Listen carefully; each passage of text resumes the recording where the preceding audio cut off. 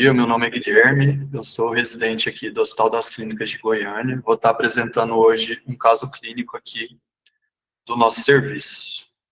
O áudio tá bom para vocês? Assim, Correto. Então, paciente GRS, 48 anos, sexo masculino, paciente casado, católico, natural de uma cidade do interior aqui de Goiás e trabalhador de zona rural. Ele começou acompanhamento aqui no Hospital das Clínicas no ano de 2022. Ele veio de outro serviço de Minas, no serviço de Uberlândia. O paciente ele já vinha com histórico pregresso aí de um quadro de uma obesidade, tinha uma doença pulmonar intersticial que ainda não tinha um diagnóstico a princípio, uma hipertensão desde 2006, quando ele tinha seus 24 anos, hipotireoidismo também, e um histórico de osteoartrose bilateral de fêmur. Essas comorbidades que ele chegou no nosso ambulatório a princípio. De medicações, o paciente já tinha com ele um uso de Clenil, fazer uso de prednisona no total de 30 miligramas dia, fazer uso de pantoprazol, fazer uso de enalapril, rosuvastatina, utilizava o curante 100 microgramas, dapaglifosina, e nesse período eu ainda vou falar um pouco sobre a doença dele, mas ele já tinha feito suspensão do uso do metotrexato e do ácido fólico, que foi iniciado pela equipe de pneumologia. É um paciente que negava um histórico aí de tabagismo ou etilismo, tinha um histórico aí de uma caminhada aí 3 vezes na semana, uma ingesta hídrica de 2 litros dia. Em relação ao histórico familiar do paciente, é um paciente que o pai chegou a acompanhar com a equipe de reumato, pneumologia, nefrologia também, por um quadro que eu vou explicar mais para frente, que se assemelha ao quadro do paciente. O pai chegou a entrar em hemodiálise, chegou a falecer por complicações da doença. Os demais familiares são rígidos. Então, na primeira consulta, ele vem encaminhado do serviço de pneumologia por uma alteração de função renal, isso em 2022. Tinha uma creatinina de 1,9, que dava um clearance de 44 ml/minuto para ele, e tinha uma proteinúria nesse exame de 2022, que era de 907 miligramas aí em 24 horas. Questionando ele sobre o histórico, ele refere que até 2006 o paciente era saudável. Em consultas de rotina, ele tinha alteração de função renal, mas não tinha exames ali mostrando qual seria essa alteração ali de função renal. E no ano de 2006, ele evoluiu com uma síndrome gripal, com hemoptise, e evoluiu com insuficiência respiratória, com necessidade de ventilação mecânica aí por um período de 18 dias. Nesse período, ele investigou, foi realizada uma broncoscopia, que tinha um registro ali de um dano alveolar difuso, uma pneumonia intersticial inespecífica, por provável doença granulomatosa. Então, nesse quadro aí, pelo que a gente questionou para ele, não teve necessidade aí de hemodiálise nesse período de 2006, nessa internação. Foi mais um quadro pulmonar. Já em 2007, ele evolui com um quadro de novo episódio de hemoptise, mas dessa vez mais brando, sem necessidade de internação, acompanhamento. Já em 2008, ele, em registro ficou um pouco difícil de ver esse período, mas em 2008, ele teve uma piora de função renal associada a um novo quadro pulmonar novamente, onde foi feito a primeira biópsia renal desse paciente, com a possibilidade, ele chegou com um relatório com a biópsia com a possível gut-pest. Então, foi quando fez a primeiro esquema ali de pulsoterapia para ele, mais plasmaférese e ciclofosfamida, totalizando 12 ciclos. E ele seguiu com o uso de prednisona após os ciclos aí a pulso de 60 miligramas dia. Então, de 2008 até 2014, o paciente ficou ali assintomático, mas em 2014 ele teve um quadro que se iniciou com dor articular difusa. Então, aqui é só o que ele trouxe para a gente, foi uma biópsia renal que ele fez em 2008. Eu coloquei ela aqui nesse próximo slide. Então, ele foi feito no serviço aí de Uberlândia, na época, em 2008, que aparentava como descritivo um glomerulonefrite ali focal, proliferativa e necrosante, com crescentes epiteliais nos 6 dos 9 glomérulos examinados. O resultado da imunofluorescência ali falava mais a favor de uma deposição de imunocomplexo, com ativação do complemento pela via clássica, e provavelmente não se trata de uma polengite microscópica que poderia fazer parte das glomérulas aí paucimunes. Então, tinha um padrão mais de imunocomplexo. Junto a isso, na internação, aí a gente resgatou também uma biópsia pulmonar que foi feita, que tinha um quadro compatível aí com a pneumonia intersticial usual grave, áreas extensas aí de fibróticas, com hemosiderose multifocal associada. Não dava para afastar aí a possibilidade de uma pneumonia intersticial inespecífica, com alto grau de fibrose nessa biópsia pulmonar que foi feita. Então, resumidamente, esse paciente chegou em 2022 para a gente, o que a gente conseguiu resgatar aí de informações prévias do paciente foi em 2006, que foi o início de todo o quadro dele, foi esse quadro pulmonar aí a princípio, com essa broncoscopia que mostrava hemorragia alveolar também. Em 2007 ele teve um quadro semelhante mais brando. Em 2008, que foi quando ele teve esse possível aí diagnóstico aí da síndrome Goodpasture, que foi feito o esquema de tratamento com a pulsoterapia, ciclofosfamida, plasmaférese, e ele seguiu com o uso de prednisona. E em 2014 ele abriu um quadro novo aí de uma dor articular que era difusa. Então, o que a gente tinha de exames dele de 2022? Um HB de 16,3, um leuco de 11.450, plaquetas de 148.000, TSH de 0,48, um T4 livre de 1,72, e ele tinha essa creatinina aí de 2022, que era 1,9, dando um clearance de 44, uma albumina de 4,06, colesterol total de 199, um HDL de 27, um PSA de 1,63, e aqui os marcadores autoimunes dele, ele tinha um FAN de 1 para 160, com um padrão citoplasmático fibrilar filamentar, tinha um anti-DNA aí por método de ELISA de 2,74, tinha um C-ANCA por imunofixação de 1 para 80, um P-ANCA de 1 para 80, e foi feito antiproteinase PI3 não reagente e anti-MPO também não reagente.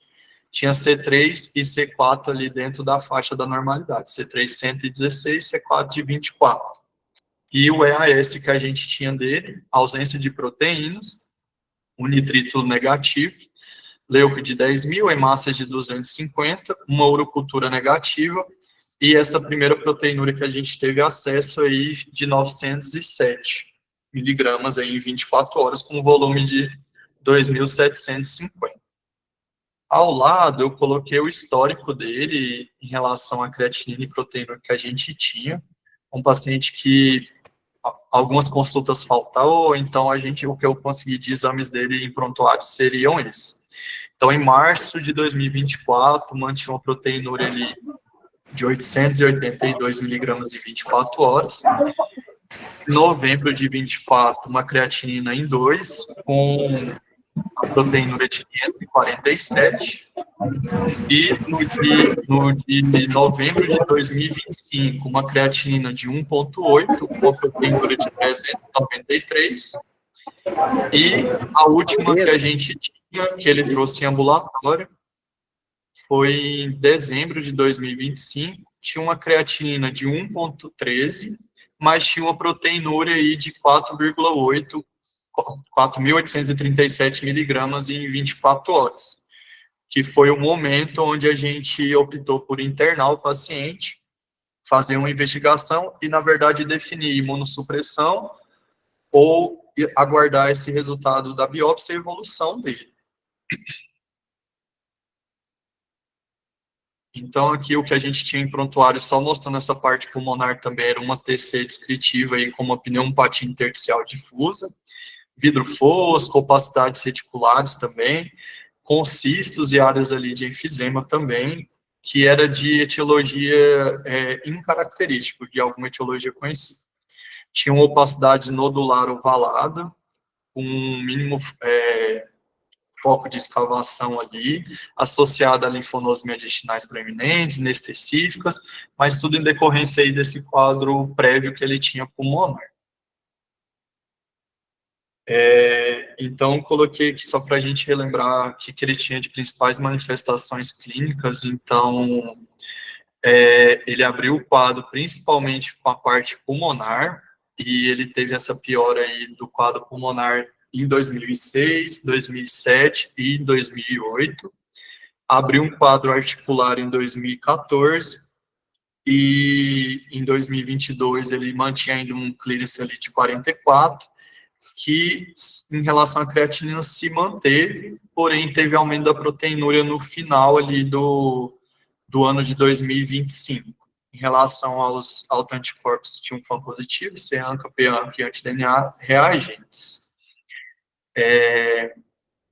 Aí foi o momento que a gente internou o paciente, que além da queixa, além dele demonstrar uma proteinúria nos exames novos dele, ele estava com queixa de espumura, edema de membros inferiores, e um pouco com a piora ali do quadro de dispneia que ele tinha, que foi quando a gente optou e fez a biópsia. Aí, Gil, se quiser demonstrar a biópsia nesse momento, ou algum questionário, porque aí depois eu já vou falar um pouco mais sobre o possível diagnóstico que ele tinha. Tá certo. Se alguém tiver alguma pergunta. Pode abrir para o pessoal perguntar e comentar. Acho que a Alice já levantou a mão.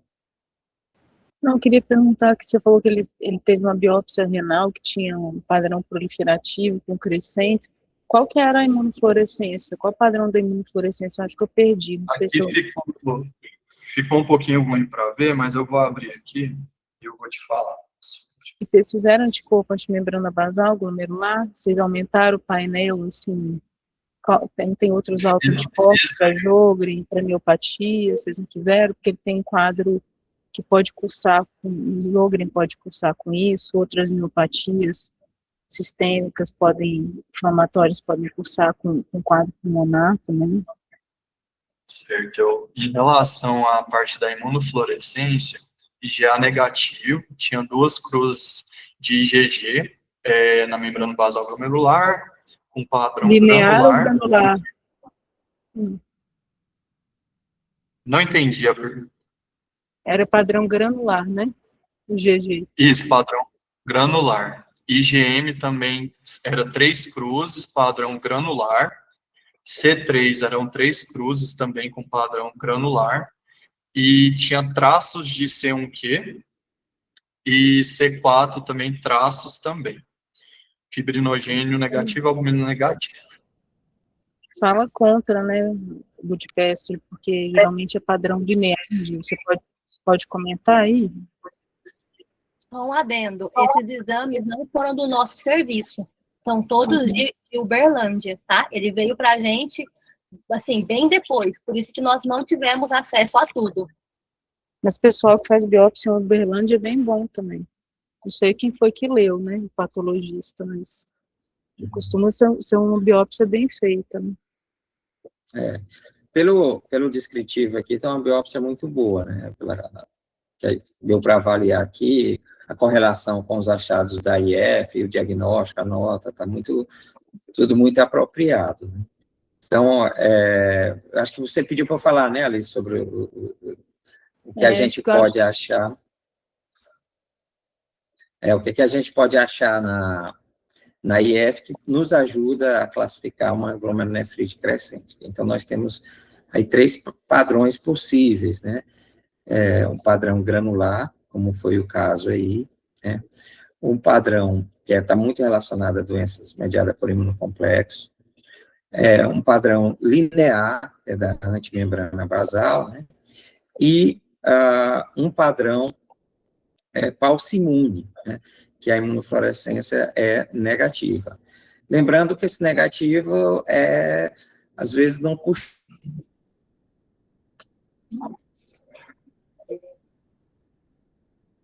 Alguns casos, tá?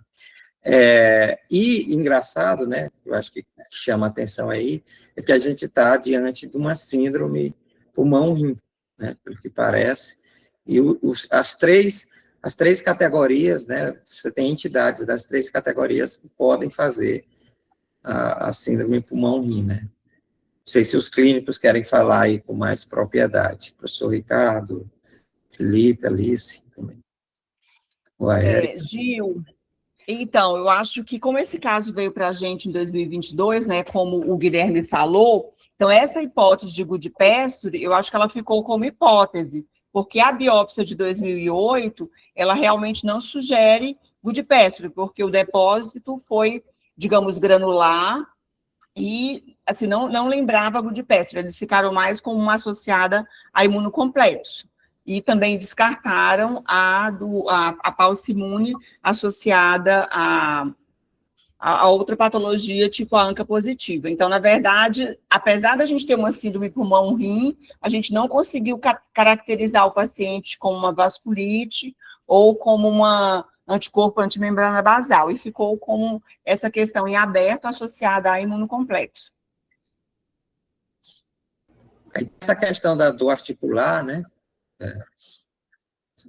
O que chama atenção muito é que ela tem uma doença sistêmica, assim, não tem como a gente, né, não tem como a gente negar, né, aí a gente vai para doenças reumatológicas, eu acho que a gente acaba tendenciando, que a gente vê muito aqui Sjögren, a gente faz muito diagnóstico, tem um padrão pulmonar, assim, que chama muita atenção, com doença articular também, associado à sacroiliaca também, que não tem painel, assim, específico, né, e a gente tem experiência com algumas biópsias para Sjögren que você fica quase com certeza que é uma glomerulopatia que parece nefrite lúpica, mas não é.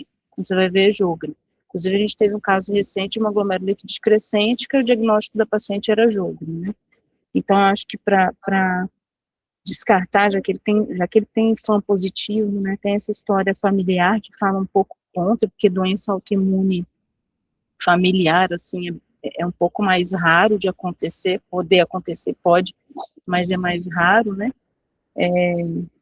Mas, assim, descartar, abrir o painel, assim, para outras doenças autoimunes, pesquisar Sjögren, algumas outras miopatias inflamatórias que podem cursar com a pneumopatia intersticial, mas não é comum a gente ver esse padrão de lesão óssea, né? Acaba que na miopatia a gente vê um padrão mais miopático, que fala contra uma miopatia associada, né?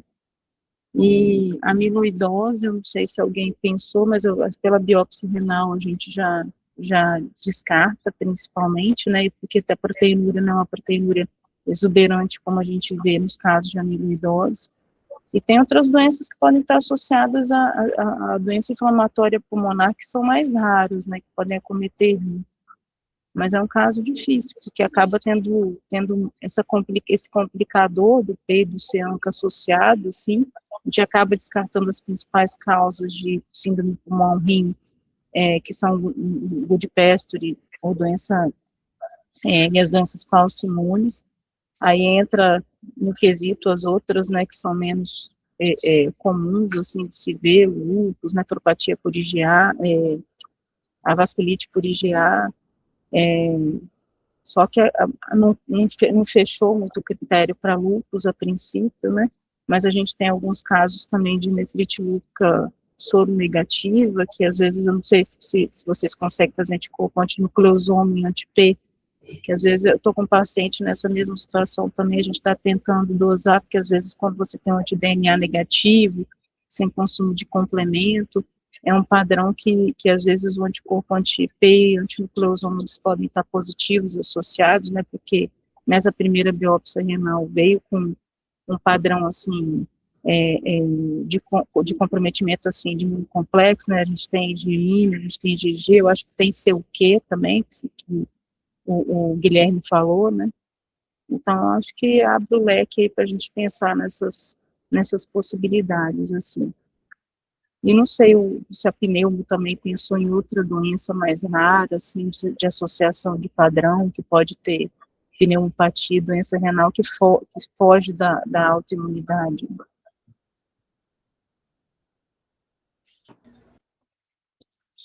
Muito bem, Alice, professor.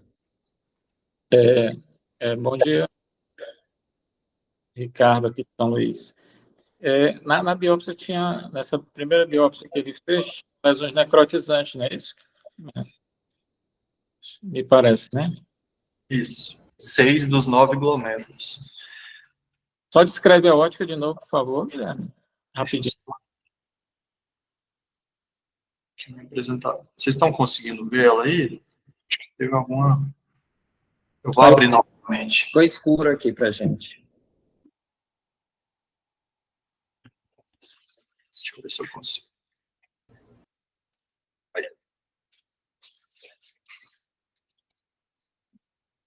Certo, ok. Então, assim, a Alice comentou bem em relação à imunofluorescência, que não é característica do Goodpasture, e até a própria evolução dele, né? Foi feito esse diagnóstico clínico, mas o Goodpasture é meio catastrófico, assim, em termos de prognóstico. Então, dificilmente você vê um caso tranquilo, assim, de Goodpasture que sai, a maioria fica em diálise, né?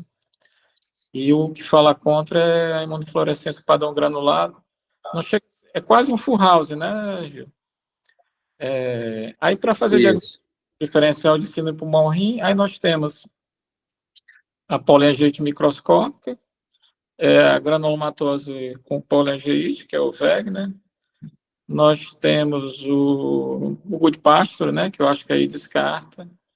O próprio lúpus, quando tem overlap com peanca, quer dizer, muito caso de lúpus com overlap com poliangiite microscópica, dá muita lesão pulmonar. Então, é uma possibilidade, caso, né, dele ter um overlap, lúpus e a sobreposição de lúpus e poliangiite microscópica. Então, ficaria por aí esses diagnósticos, né? Então, e agora é engraçado, ele começou a ter proteinúria nefrótica, e que ele não tinha antes, né? Ele era mais um quadro nefrítico, né? Então, não sei se aí já tem uma classe 5 da nefrite lúpica. Lesão necrotizante sempre nos remete à vasculite ANCA mediada, né? Sempre nos remete a essa situação. Agora, a primeira biópsia, como tem imunofluorescência rica, a não ser que seja um overlap, né? Dele ter lúpus e uma vasculite ANCA mediada, né? Ter uma sobreposição de doenças. Seria, assim, meu primeiro pensamento, né? É o sinófilo normal, né? Eu me lembrei aqui também do Chugstral, mas o Chugstral é bem tranquilo por rim, né? Que é a granulomatose com eosinofilia. As lesões de cavitação também aí estão com cavitação mais assim para granulomatose com poliangiite. Eu não sei se aí uma sobreposição de doenças, né? Que poderia justificar as duas coisas, né? Oi, Gil. Bom dia. Felipe, aqui de Natal. Deixa eu só tirar uma dúvida. Nessa manifestação atual do quadro, que justificou a biópsia renal que vai ser discutida, além da proteinúria maciça, teve alteração do sedimento urinário? Tipo, ele teve hematúria, teve cilindro hemático? Ou foi só proteinúria? Só proteinúria isolada. Não tinha hematúria, não tinha leucocitúria. Entendo. E a creatinina se manteve, Guilherme, nos padrões que eram prévios à proteinúria? Se manteve. Eu coloquei um pouquinho mais para frente, mas se mantiveram. Tá. Não, eu acho que isso para... Tem duas coisas que eu pensei. Eu acho que realmente a biópsia que foi apresentada, né? Tipo, tinha esse padrão granular que foge do padrão linear que seria típico do Goodpasture. E o paciente mesmo manifesta vários marcadores que ficam, como o professor Ricardo colocou, né, falando a favor dessas síndromes de sobreposição do quadro de, mesmo que tenha um Goodpasture, isso é um Goodpasture atípico, com manifestação de overlap. Inclusive, eu acho que o quadro atual, pensando, vou fazer outro caminho aqui, no meu pensamento fiquei com outro caminho. Goodpasture, quando ele manifesta, como o professor Ricardo colocou, tem que ser tratado e a evolução é catastrófica se o paciente não recebe tratamento adequado, né? Mas, pelo que foi relatado no caso, o paciente recebeu um tratamento de primeira linha, que seria para um Goodpasture, e aparentemente ele conseguiu atingir uma remissão desse quadro, vou dizer, nefrítico, rapidamente progressivo. Ele não entrou em diálise, ficou com uma creatinina de 1,9, que vinha com uma proteinúria controlada, até próximo dessa biópsia renal agora em 2025. Então, eu acho que isso seria um ponto que falaria a favor, assim, daquela característica que o Goodpasture tem de ser uma doença agressiva, mas que quando manifesta, no caso clínico, o paciente é adequadamente tratado, ele remite, as recidivas não são tão frequentes, né? Então, assim, você consegue tratar e ele não vai recidivar dentro do Goodpasture e tal, porque ele já foi adequadamente tratado, diferente de outras doenças que a gente acompanha aí. Então, eu acho que essa recidiva que ele tem, principalmente com essa proteinúria de faixa nefrótica, aí me chama a atenção, talvez, para essa hipótese que o professor Ricardo colocou, e eu acho que até mesmo agora, com esse padrão nefrótico de proteinúria, tudo, puxando também na biópsia anterior, que mostrava um padrão granular, que tinha domínio de IgG positiva, tal, uma coisa assim como que a gente esteja nem pensando, como, por exemplo, membranosa, né? Talvez possa ser o que o paciente manifestava no overlap, lúpus classe 5, sei lá, ou então membranosa, LA2R positivo ou negativo, que agora esteja se manifestando uma recidiva não do Goodpasture, mas sim uma recidiva, uma manifestação mais grave de uma nefropatia membranosa, né? Eu pensei nesse caminho aí. Guilherme, eu queria perguntar uma coisa, assim, que eu não lembro do começo da história, como que era o padrão das lesões, das dores articulares dele? Então, doutor, era um quadro, assim, poliarticular. Então, envolvia principalmente tornozelos, joelhos e Mãos? principalmente tornozelos e joelhos bilaterais. Mão, não. Mão, não. Não tinha queixo de rigidez matinal, nada disso. Não tinha, doutor. Que a R vem muito com doença, tem uma frequência muito grande de doença inflamatória, né, pulmonar, e também tem essa associação, e às vezes pode fazer amiloidose secundária, né.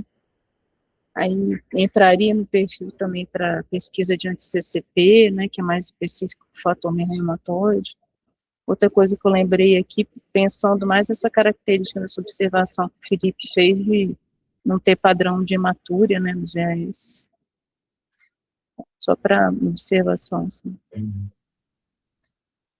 Artrite reumatoide, não é isso, Alice? Também pegaria o pulmão, né? Pensei também em sarcoidose. Sarcoidose a gente tem um padrão diferente, assim, né? A gente já Talvez. Me lembrou, assim, o padrão dessa última tomografia que ele mostrou para sarcoidose também. Eu acho que a biópsia, essa primeira biópsia renal acabou não ajudando muito a gente, pensando assim, no diagnóstico geral, tomara que a segunda ajude, né? E a dúvida aí, eu acho que é saber, quer dizer, a mesma doença, o padrão clínico parece que mudou um pouco, né? Será que tem uma outra doença, isso que vocês falaram, uma membranosa tinha lá, ou agora já é uma amiloidose, né? A dúvida é se ela é a mesma ou se é uma outra doença aí. Né? É isso aí. Porque foi que nem o professor Ricardo falou, né, a questão do overlap, né, esse paciente parece ter, e é engraçado que ele tem um parente com um quadro semelhante, né, isso que chama atenção, né. Isso. Por isso que eu lembrei de amiloidose, tem uma doença que é bem rara, que é do telômero curto, que dá uma doença pulmonar, pode dar lesão renal, mas é bem raro, assim.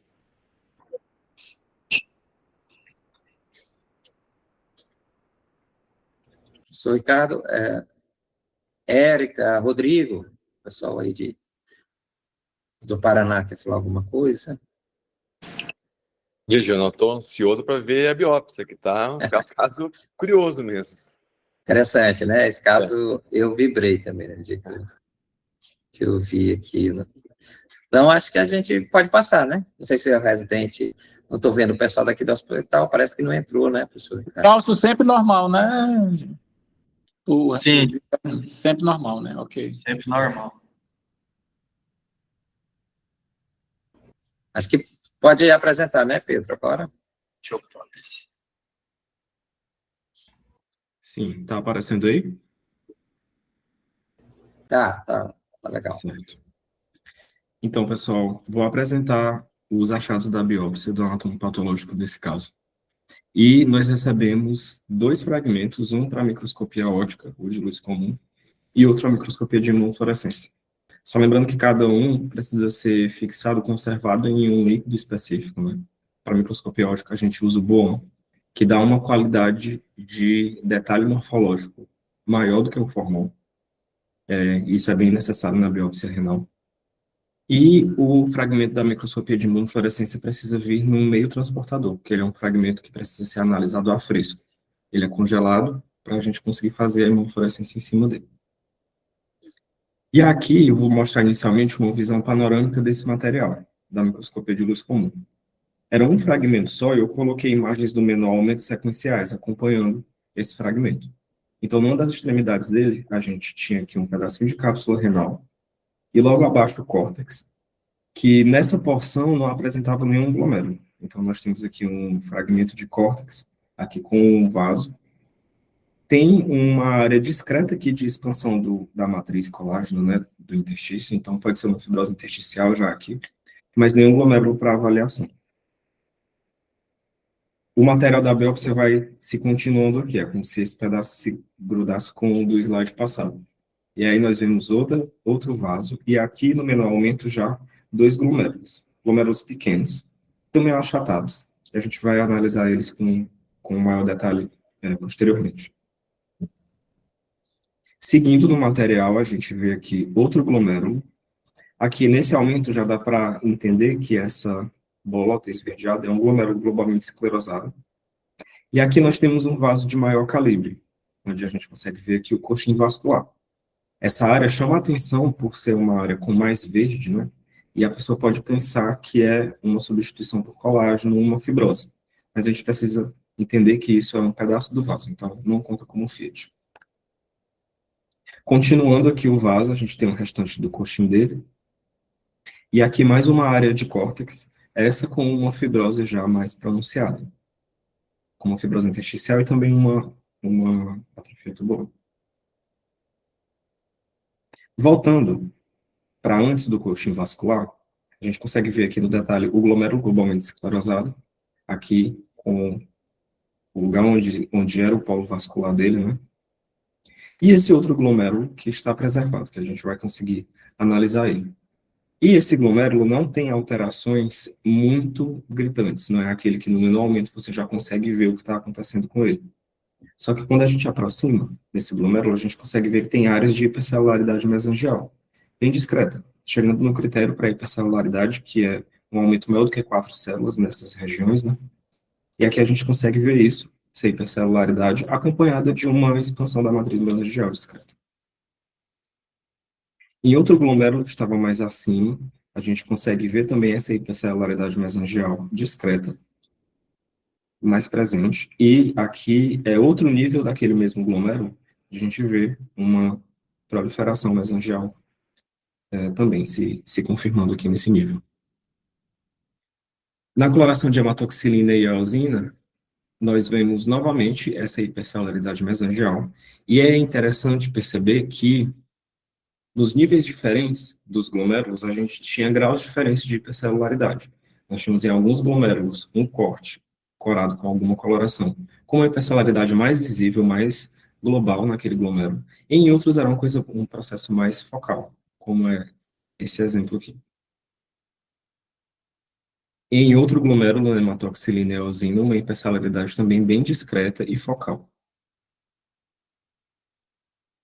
E aqui um outro glomérulo, mas se mantendo nos padrões da normalidade, nesse nível pelo menos. Vale lembrar que essa biópsia tinha 5 glomérulos apenas. Então, apesar do fragmento ser inteiro composto por córtex renal, nós tínhamos uma baixa representação glomerular.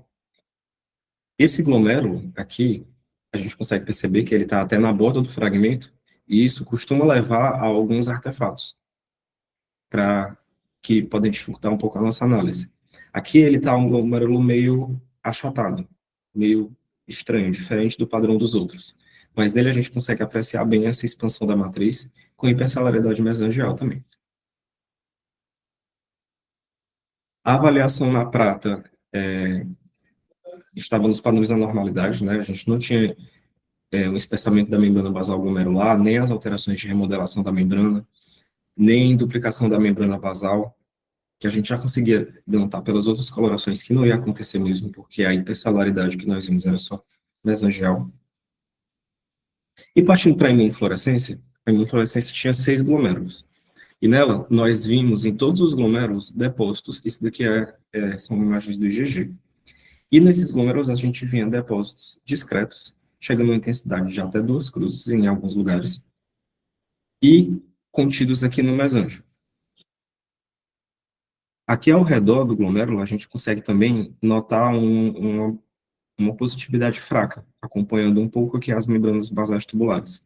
Mas esse achado foi bem focal. Aqui em cápsula também a gente viu um pouco. Aqui do outro lado, um pouquinho também na cápsula. Outro IgG, esse desse lado, tem uma positividade mais intensa, né?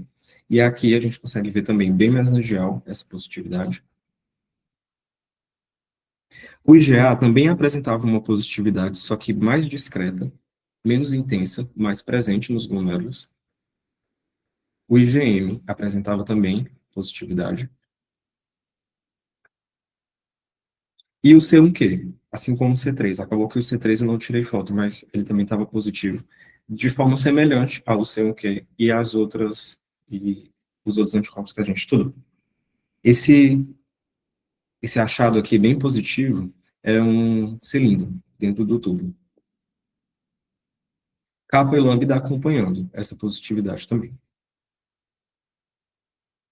Então, a nossa conclusão diagnóstica foi que esse caso se tratava de uma glomerulonefrite proliferativa com um padrão Fullhouse AIF, que apresentava um glomérulo globalmente esclerosado nos 5 que foram amostrados e uma Fiat leve, uma fibrose intersticial e atrofia tubular, em grau leve. Eu acredito que vale um comentário sobre a análise desse material, que é o que, apesar do material ser composto majoritariamente por córtex, como eu falei, a gente tinha poucos glomérulos. Então, algumas patologias podem evoluir com um acometimento bem focal de alterações nesses glomérulos, que, à medida que a gente analisa menos glomérulos, vai ser menor a chance de identificar essas alterações focais, né?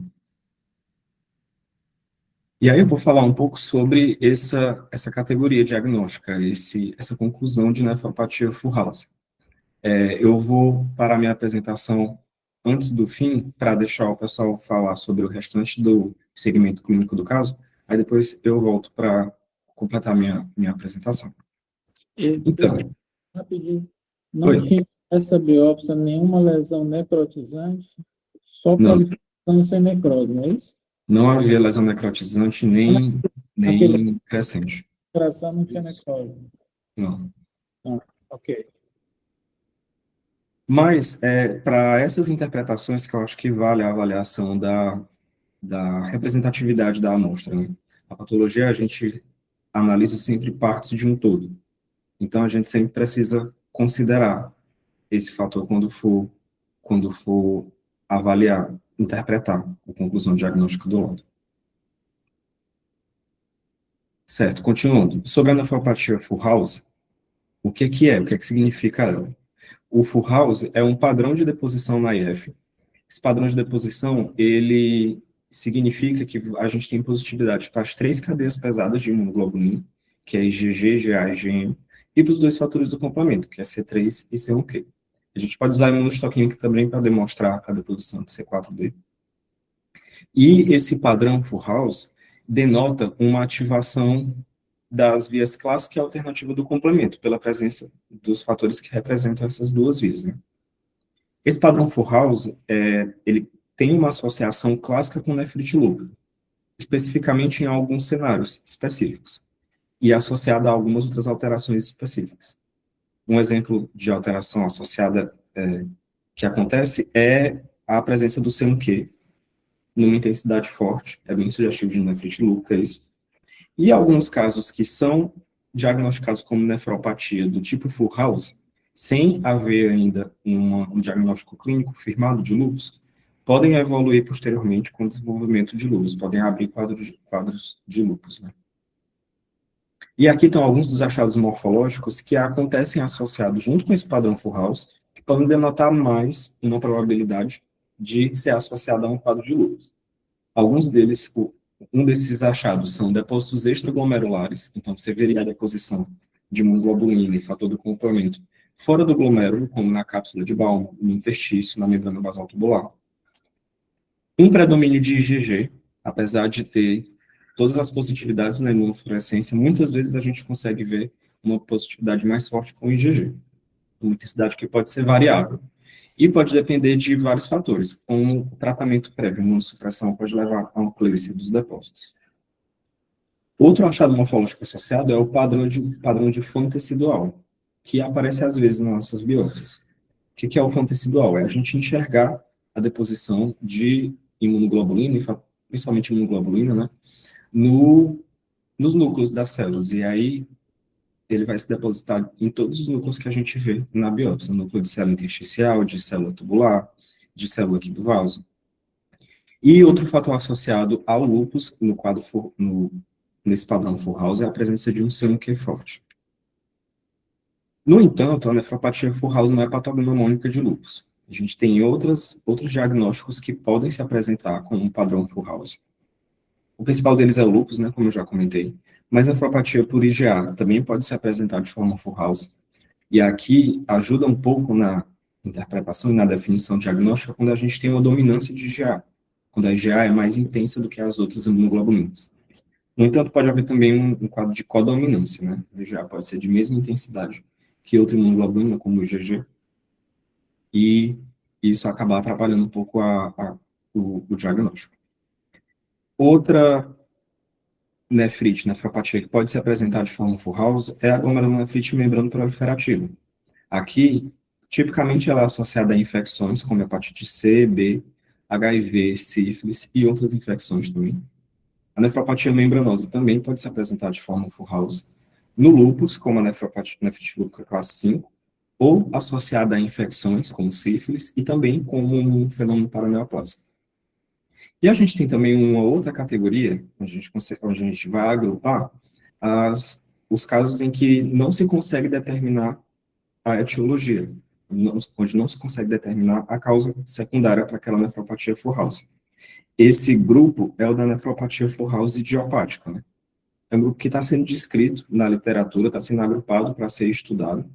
E, nas séries de casos que nós temos até agora, esse grupo costuma apresentar um quadro que tem uma tendência maior à refratariedade e a apresentar características de agressividade, com uma evolução para a doença renal crônica e para óbito mais acelerada, quando isso é comparado com casos de nefrite lúpica mesmo, né?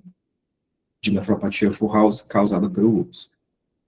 E aí, agora eu vou encerrar minha apresentação para a gente discutir mais o caso e falar sobre o restante da investigação.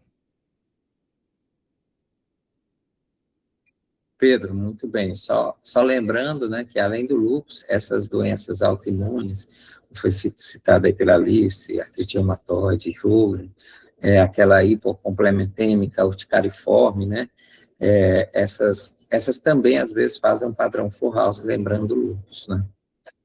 Mas eu acho que você abarcou bem aí. A gente tem caso aqui de paraneoplásica, e infecções, casos que a gente não consegue fechar em nenhuma dessas causas específicas, parece mais idiopática, né? Sim, o que a gente entende é que esse padrão full house denota um quadro hiperinflamatório ou até mesmo de doença autoimune. Aí vai depender a interpretação do restante da apresentação da pessoa.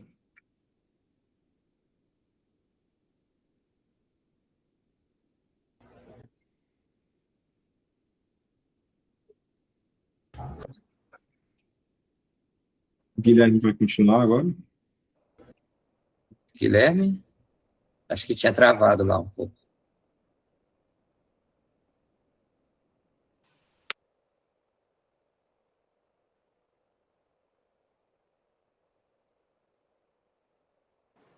Então, vou dar continuidade ao caso. Deixa eu só...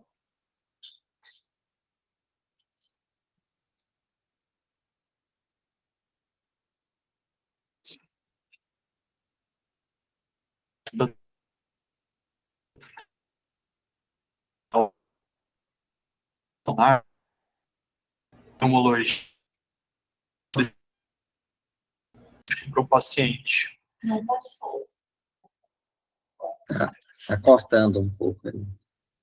Estão ouvindo? Agora sim.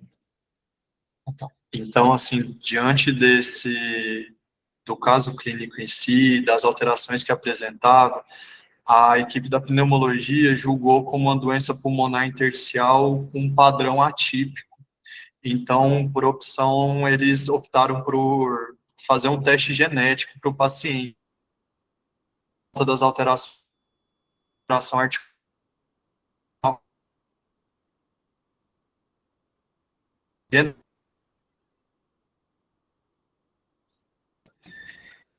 Que foi feito em... Agora voltou.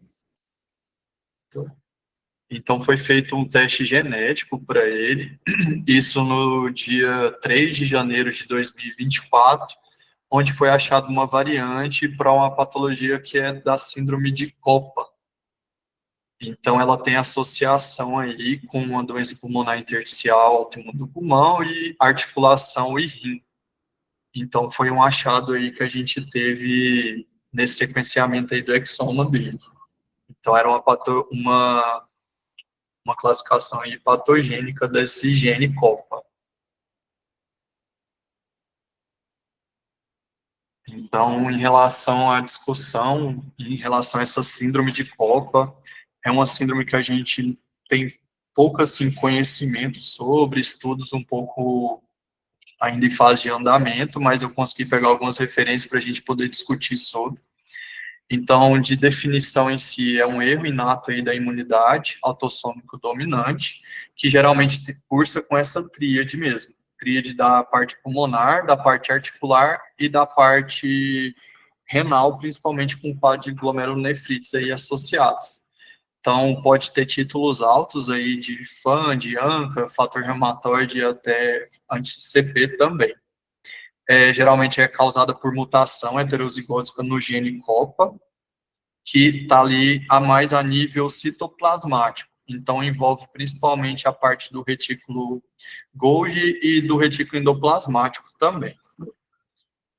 Então, em relação à fisiopatologia em si, não cheguei a entrar tanto a fundo, mas está mais a nível citoplasmático, causando ali um defeito no gene COP, que dá o título aí de COPA, por falha ali de mecanismo, principalmente no aparelho de Golgi e no retículo endoplasmático. Isso aí faz uma desregulação autoimune e autoinflamação também.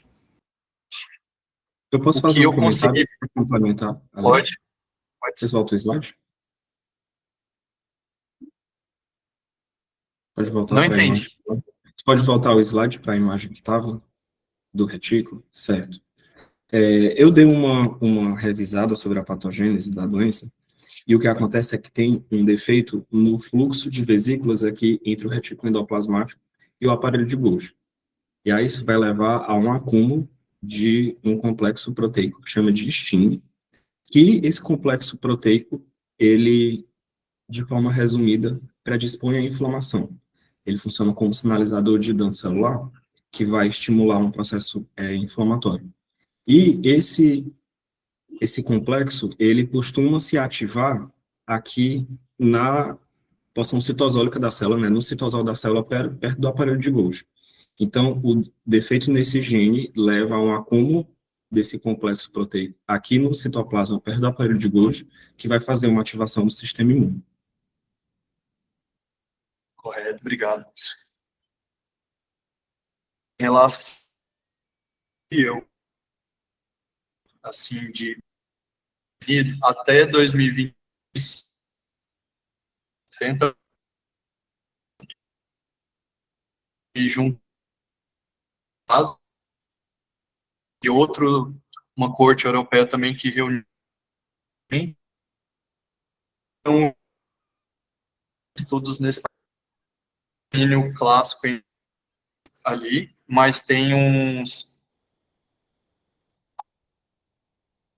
que tem um predomínio ali, sugerindo um predomínio maior em mulheres. Copa,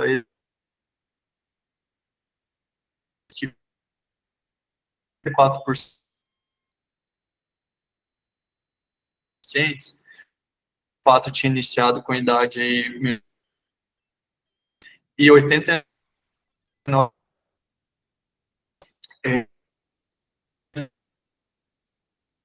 de pacientes adultos também, mas geralmente era um padrão mais brando quando identificado em adultos.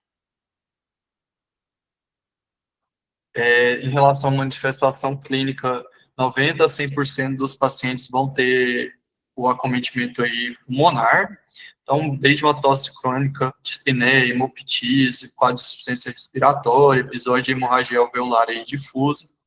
Da parte articular, 70% a 90% dos pacientes tinham queixas articulares, então, tem uma semelhança aí com a artrite reumatoide ou artrite idiopática juvenil também. Acomete principalmente ali joelhos e coluna cervical, e pode ser uma causa aí de causar deformidades também. E da parte renal, fica variando ali de 20% a 40%, e com parte das glomerulonefrites ali que a gente apresentou com esse padrão. Poderia ter glomerulonefrite aí com um padrão de lupus-like, né, esse padrão full house, ou como ele apresentou no início ali com um padrão necrosante. Pode ter padrão também por IgA, por membranosa, então tem assim, mimetiza outras glomerulonefrites também associadas, glomerulopatias, na verdade. Pode ter algumas outras manifestações extrapulmonares na parte de pele, então púrpura, que são vasculite, vitiligo, psoríase também junto. Da parte cardíaca, gastrointestinal, neurológica e oncológica também, que estavam descritas em alguns estudos. Então, em relação aos autoanticorpos, geralmente tem títulos altos, então FAM positivo, ANCA positivo, pode ter fator reumatoide anti-CCB também positivo, ali de 40% a 65% dos casos. No nosso caso, o paciente tinha um FAM de 1 para 160 em 2022, PANC e ANCA ali, títulos de 1 para 80. Em um desses trabalhos aí, então,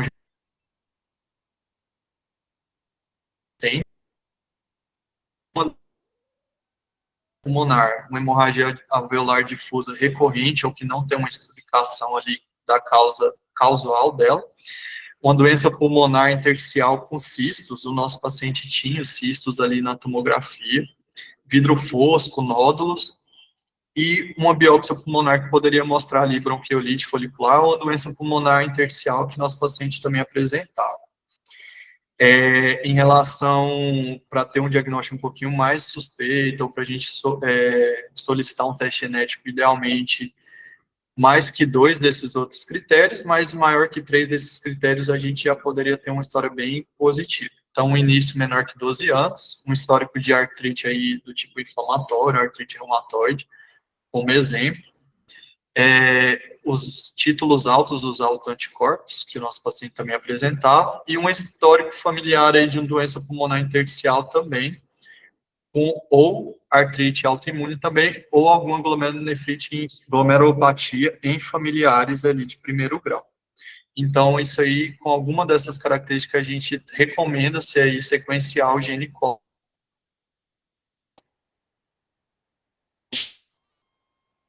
Realmente ali mais que 3 dessas outras características citadas, mas com 2 ali a gente já pode começar a suspeitar. E a do serviço optou por sequenciar, por ser uma pneumopatia ali com uma história um pouco atípica do que eles estavam acostumados, e por ter apresentar alteração articular e alteração renal também. Então, só em relação à parte de exames recomendados, a pesquisa aí da parte imunológica, uma avaliação pulmonar também. Da avaliação renal, sempre válido um EAS, urina tipo 1. A questão da proteína de 24 horas, microalbuminúria também, e em caso de indicação de biópsia renal também, os casos principais são uma proteinúria persistente, se apresentar quadro de hematuria dismórfica ou uma alteração de função renal aí inexplicada até então.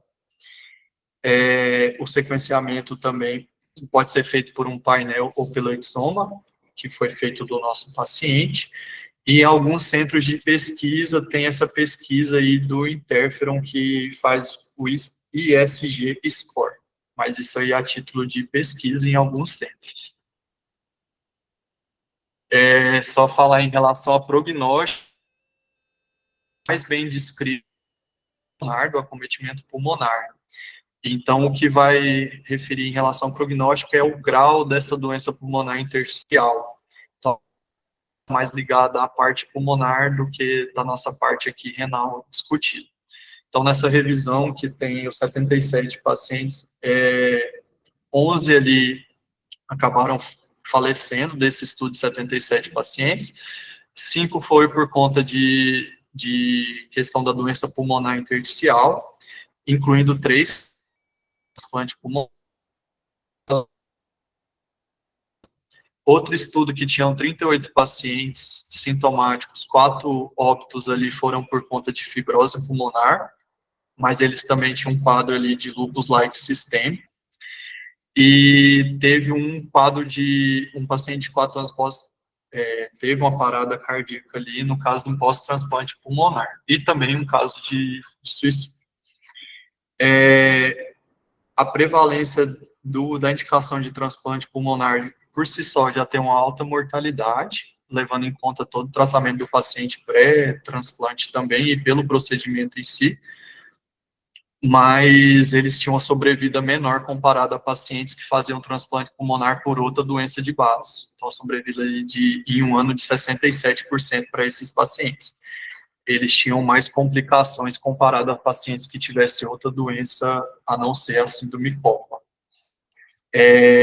Não tem um relato de desses novos enxertos, mas eles ficam com quadros.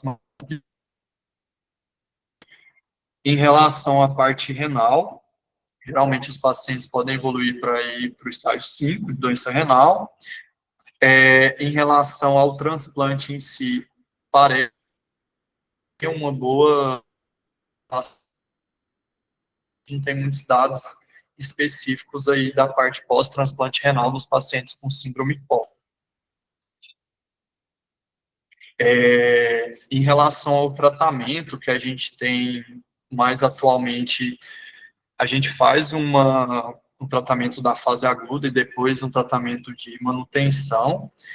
Geralmente a fase aguda cursa aí em pacientes que vêm apresentando um quadro ali de hemorragia alveolar aí difusa, então fazemos pulsoterapia com metilpred de indução, seguida também de ciclofosfamida, também com esquema parecido ali para vasculite, para lúpus. Em relação a essa fase aguda, muitos pacientes têm uma melhora do quadro de hemorragia alveolar, que está descrito, mas também pode ocorrer recidivas aí nesse desmame durante essa. Tinha alguns CIMAR.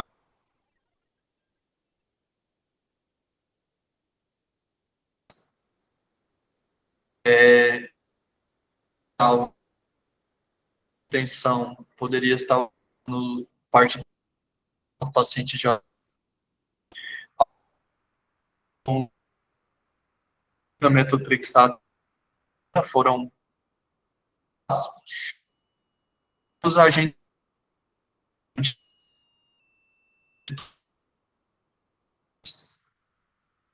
então,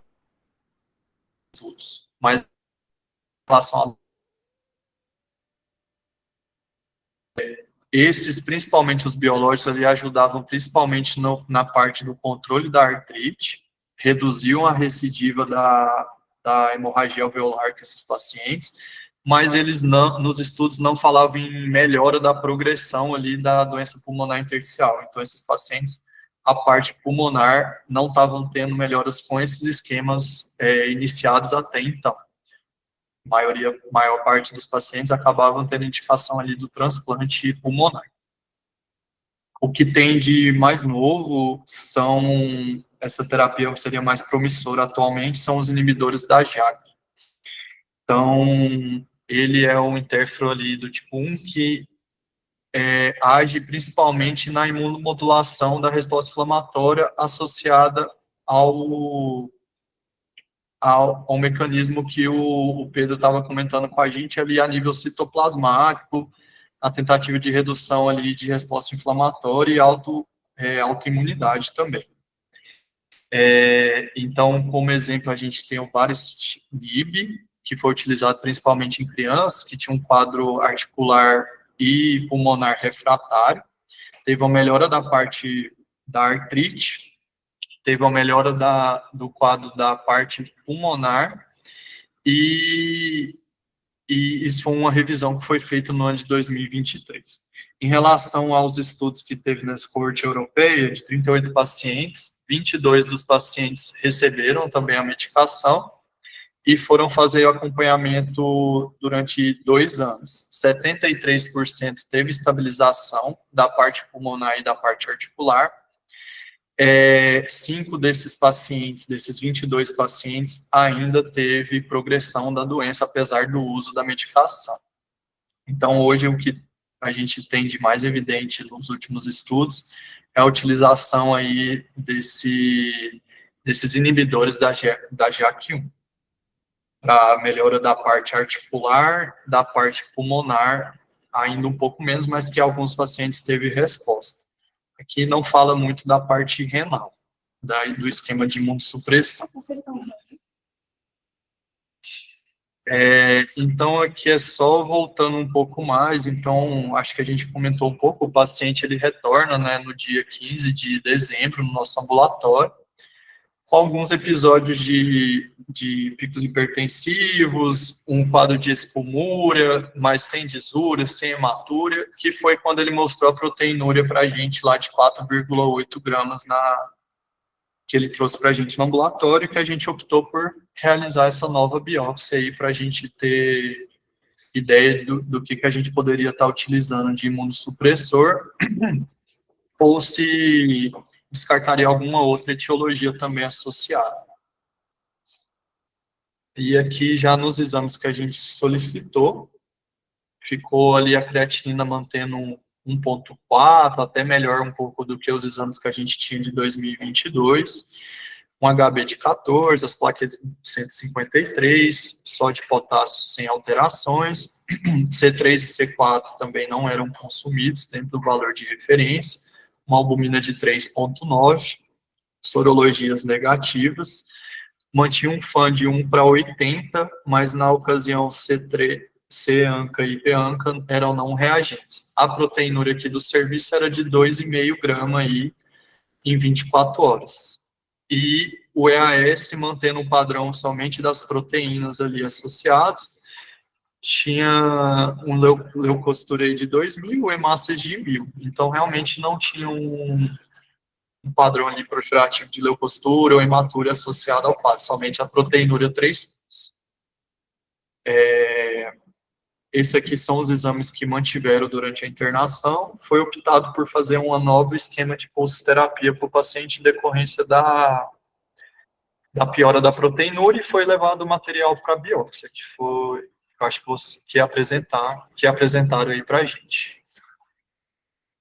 E aqui, só em relação a gente relembrar, esses quadros, no caso foi a equipe da pneumologia que pensou nesse sequenciamento genético, por ser uma doença que acometendo, assim, manifestações tanto pulmonar quanto articular, renal, mas do padrão pulmonar apresentava um padrão atípico das doenças pulmonares intersticiais, e o paciente tinha um histórico familiar também por uma possível síndrome genética que acabou fechando o quadro.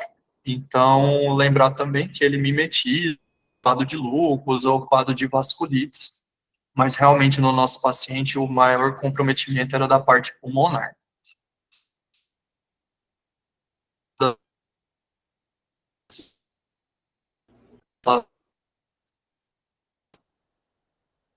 Aranha. E tá, mas o que a gente tem mais é na parte pulmonar do estudo.